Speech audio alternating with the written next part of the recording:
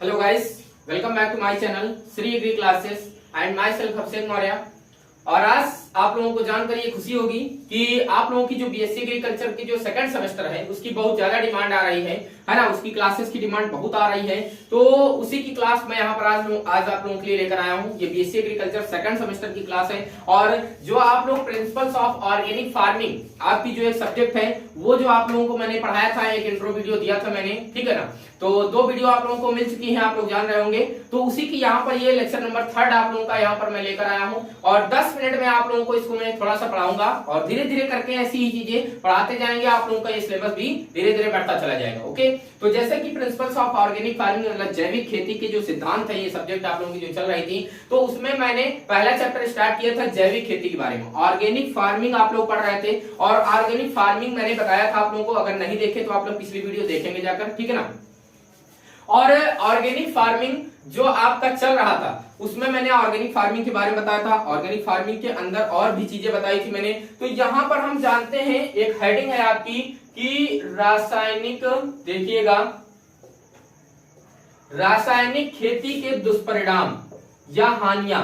जो आप रासायनिक खेती करते हैं तो उस रासायनिक खेती करने की क्या हानियां हैं इसके बारे में हम जानेंगे, है ना। तो जैसे कि रसायन अवशेष विषाक्त उत्पादन की प्राप्ति होती है, मतलब कि जो रसायन अवशेष होते हैं तो उनसे विषाक्त उत्पादन की प्राप्ति होती है, ठीक। जहरीली जहर एक है ये रसायन हमारा, ठीक है ना। और उर्वरकों की बढ़ती कीमतों से उत्पादन लागत में भी वृद्धि आती है। भैया जो उर्वरक है, अगर हम लोग उर्वरक को काफी ज्यादा बढ़ा देते हैं, है ना, भूमि में डालने के लिए, तो उससे जो उत्पादन लागत होती है वो काफी ज्यादा उसमें वृद्धि हो जाती है, ठीक है ना। और जो भूमि की उर्वरता है, भूमि की उर्वरता में ह्रास हो जाता है, हानि होती है। और भूमि की भौतिक, रासायनिक एवं जो जैविक स्थिति है उस पर भी प्रभाव पड़ता है, कुप्रभाव पड़ता है। भैया उसकी जो भौतिक, रासायनिक और जो जैविक स्थिति है उस पर कुप्रभाव पड़ता है इन रसायनों के प्रयोग से, रासायनिक खेती करने से, है ना।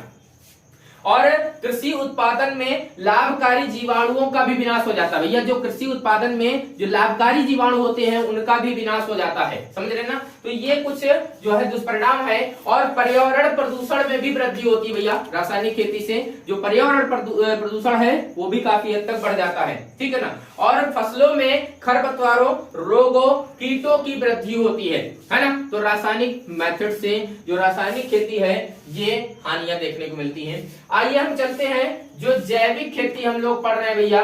तो जैविक खेती के लक्ष्य जानते हैं भैया हम लोग, यहाँ पर जानेंगे जैविक खेती के लक्ष्य। देखिएगा तो भाई जैविक खेती के लक्ष्य क्या है, आखिरकार किस लिए जैविक खेती यूज की जाती है, जैविक खेती की जाती है।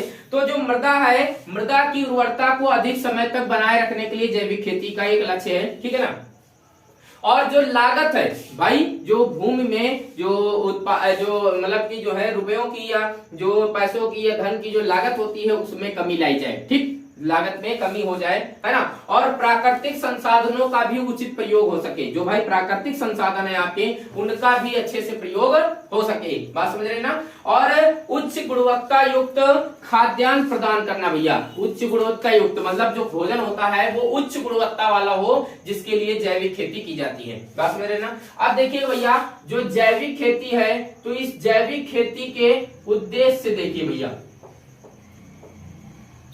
उद्देश्य क्या है। हालांकि ये तो लक्ष्य है लेकिन यहाँ पर जैविक खेती के हम उद्देश्य देखेंगे कि उद्देश्य क्या है भैया। तो जैसे कि आप लोगों को बता दें कि जो जैविक खेती करने का जो मुख्य उद्देश्य है, जो मेन इसका जो क्या है, इसका जो ऑब्जेक्ट है, जो पर्पज है ना, वो क्या है, उच्च गुणवत्ता के स्वस्थ भोजन को सुनिश्चित करना, ठीक। उच्च गुणवत्ता वाला भोजन जो है देना जैविक खेती का मुख्य उद्देश्य है। और जिसमें उर्वरकों का, रासायनिक उर्वरकों का उपयोग ना किया गया हो, ठीक है ना। मतलब कि जिसमें रासायनिक उर्वरकों का प्रयोग ना किया गया हो ऐसी जो है इसमें विधि अपनाई जाती है, ठीक है ना। और जैविक जो मतलब कि जो है जो हम लोग केमिकल यूज करते हैं उनकी जगह पे हम लोग जो जो जैविक उत्पाद होते हैं उनका प्रयोग करके, उनका उपयोग करके जो है क्या करें, उनको अधिक से अधिक जो है उपयोग करें हम। ये हमारा मेन टारगेट है, इसका मेन पर्पस है इसका, ठीक है ना। अब देखिएगा जो जैविक खेती है, जैविक खेती को भैया कुछ प्रकार से उसकी प्रमुख क्रियाओं के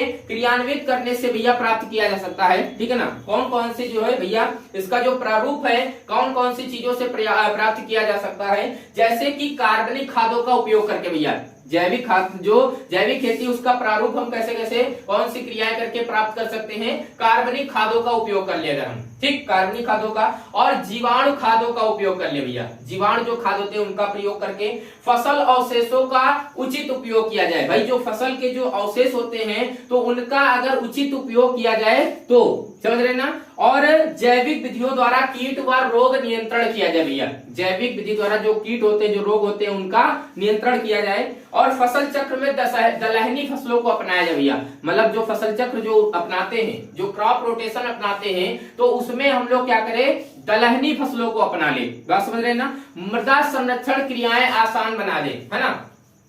तो इस प्रकार की कुछ ये हमारी क्रियाएं करके हम लोग जो है जैविक खेती का प्रारूप प्राप्त कर सकते हैं, ठीक। अब देखिएगा भैया जो जैविक खेती है, जैविक खेती के मार्ग में कुछ बाधाएं आती हैं, जैविक खेती के मार्ग में भैया कुछ बाधाएं आती हैं। तो देखिएगा कौन कौन सी बाधाएं आती हैं, जैसे कि भूमि संसाधनों को जैविक खेती से रासायनिक में, है ना, बदलने में अधिक समय नहीं लगता है भैया। जैविक खेती जो भूमि संसाधन है, भूमि संसाधन को जैविक खेती से रासायनिक खेती में बदलने का ज्यादा समय नहीं लगता है, लेकिन रासायनिक से जैविक में बदलने में समय लगता है।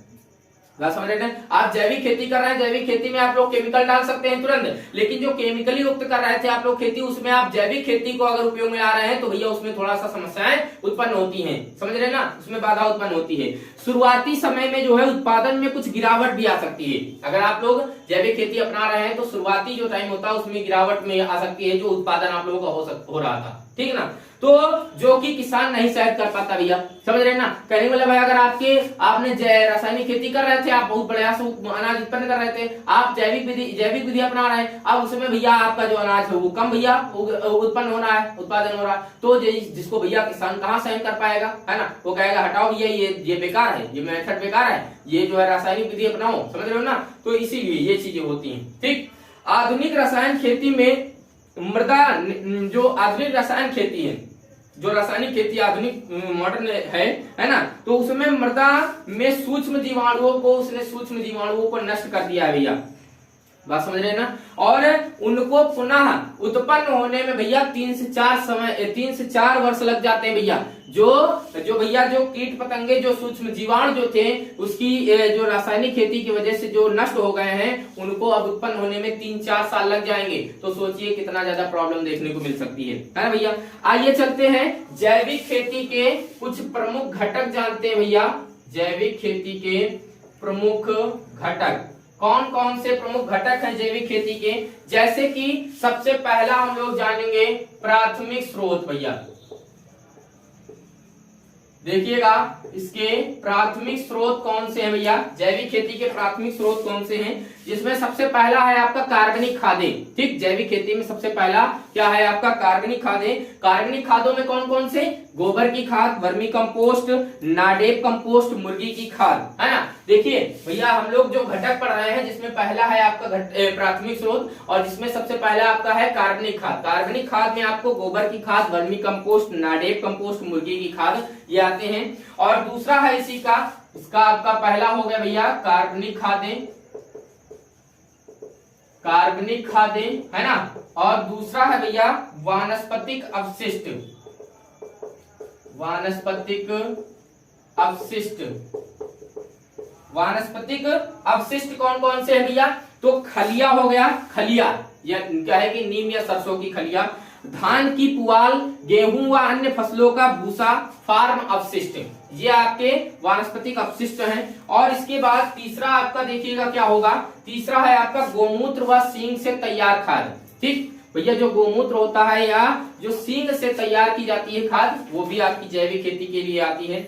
और आपका जो चौथा है आपका, है ना, फोर्थ नंबर आपका है कौन सा, पदार्थों के अपशिष्ट, वो पशुओं के अपशिष्ट। जो पशु होते हैं उनके अपशिष्ट क्या होते हैं भैया, जैसे हड्डी का चूरा हो गया, मछली की खाद हो गई, तो ये आपके क्या है भैया, पशुओं के अपशिष्ट होते हैं। अब देखिए जैव उर्वरक आपका पांचवा नंबर आपका कौन सा है, ये सब प्राकृतिक स्रोत हैं आपके भैया। जैव उर्वरक कौन से हैं, जैसे राइजोम हो गया, एजोटोबैक्टर हो गया, एजोस्पाइरिलम हो गया आपका, फास्फेटिका हो गया, नील हरित शैवाल हो गए, तो ये आपके जैव उर्वरक है, ये बायो फर्टिलाइजर्स हैं आपके। बात समझ रहे ना, ठीक है ना।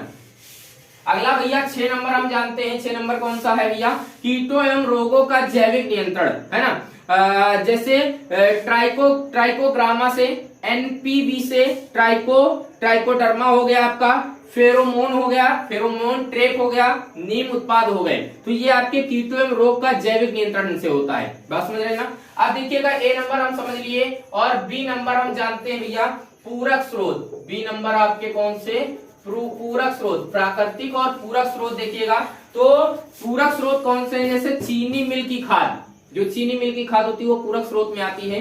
सीवर स्लज हो गया आपका, ठीक है, और कारपेट अपशिष्ट हो गए, ठीक, कारपेट अपशिष्ट हो गए।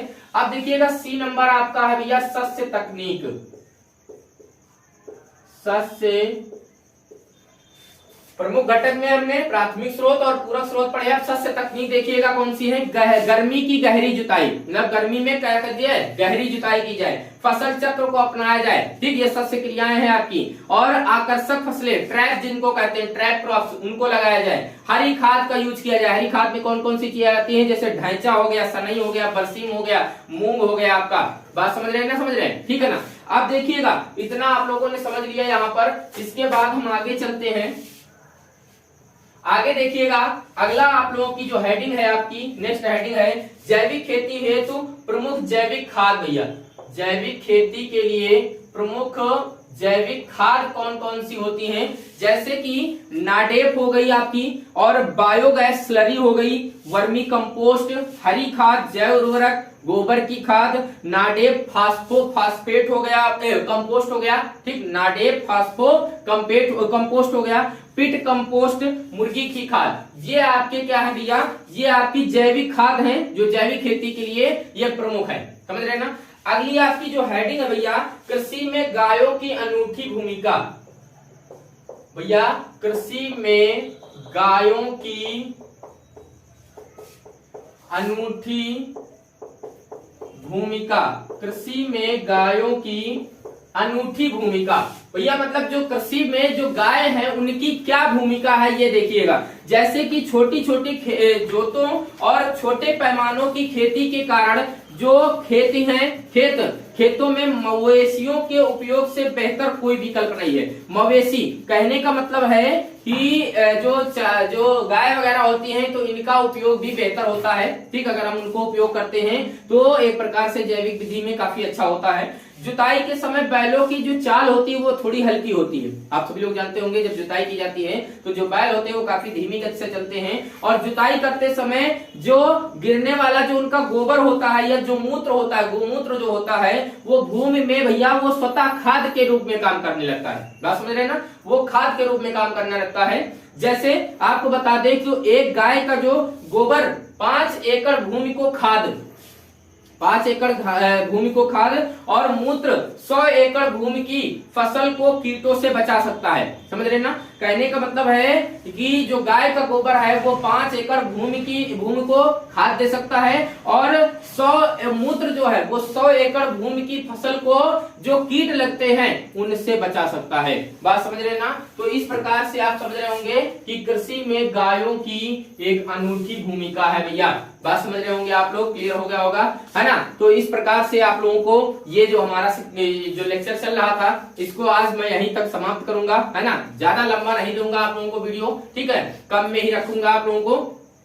ताकि और जो आप लोगों की जो नेक्स्ट क्लास की लगेगी, जैसे ही आपको नेक्स्ट वीडियो मिलेगी इसकी, ये आपका चैप्टर खत्म हो जाएगा। जैविक खेती जो आपका चैप्टर चल रहा है ऑर्गेनिक फार्मिंग, ये आपका चैप्टर नेक्स्ट वीडियो में जरूर खत्म हो जाएगा। बात समझ रहे ना? अगर ये लाइव होती तो लाइव में तो ये पूरा चैप्टर समाप्त हो जाता। ओके, चलिए कोई दिक्कत नहीं है। फिलहाल इतना आप लोगों ने अगर पढ़ लिया तब भी आप लोगों को समझ में आ गया होगा। इसके बाद हम चलेंगे, फिर आप लोगों को नेक्स्ट वीडियो जल्दी प्रोवाइड कराएंगे। ओके, और चलते हैं। जैसा कि आप लोग हमारे चैनल पर अगर नए हैं तो हमारे चैनल को सब्सक्राइब जरूर कर लीजिएगा और साथ में ही बेल आइकन को प्रेस करते हुए ऑल पे हिट करिएगा, ठीक है ना? बेल आइकन को प्रेस कर लीजिएगा।